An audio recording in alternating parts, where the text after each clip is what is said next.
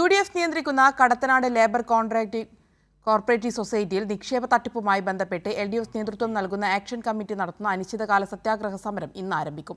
Kozhikode Vadakara RDO ഓഫീസിന് മുന്നിലാണ് സമരം. വഞ്ചിതരായ നിക്ഷേപകർ ഉൾപ്പെടെ നിരവധി പേർ സത്യാഗ്രഹ സമരത്തിൽ പങ്കെടുക്കും.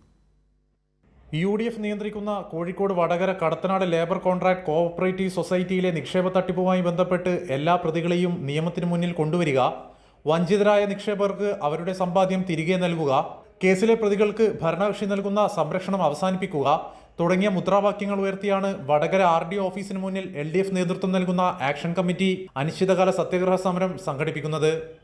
രാവിലെ 9:30 വടകര പുതിയ ബസ് സ്റ്റാൻഡ് പരിസരത്ത് നിന്ന് പ്രകടനമായി സമര വളണ്ടിയർമാർ RDO ഓഫീസ് പരിസരത്ത് എത്തിച്ചേരും. ദിവസവും രാവിലെ 10 മണി മുതൽ 5 മണി വരെ സമരം നടക്കും. കേളുവേട്ടൻ PP ശങ്കരൻ സ്മാരകത്തിൽ വെച്ച് സമരസഹായ സമിതി രൂപീകരിച്ചു.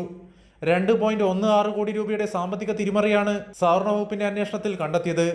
ഇബ്രാഹിം ഹാജി ആത്മഹത്യ ചെയ്തിട്ട് 35 ദിവസത്തിനു ശേഷമാണ് DCC സെക്രട്ടറി ആയിരുന്ന സുധീർ കുമാറിനെ അറസ്റ്റ് ചെയ്തത്. ക്രൈംബ്രാഞ്ച് അന്വേഷണത്തിലെ മെല്ലെപ്പോക്ക് വലിയ വിമർശനം ഉയർത്തിയിരുന്നു. വരും ദിവസങ്ങളിൽ ക്രൈംബ്രാഞ്ച് അന്വേഷണ സംഘം കൂടുതൽ അറസ്റ്റിലേക്ക് നീങ്ങാൻ സാധ്യതയുണ്ട്. കൈരളി ന്യൂസ്, കോഴിക്കോട്.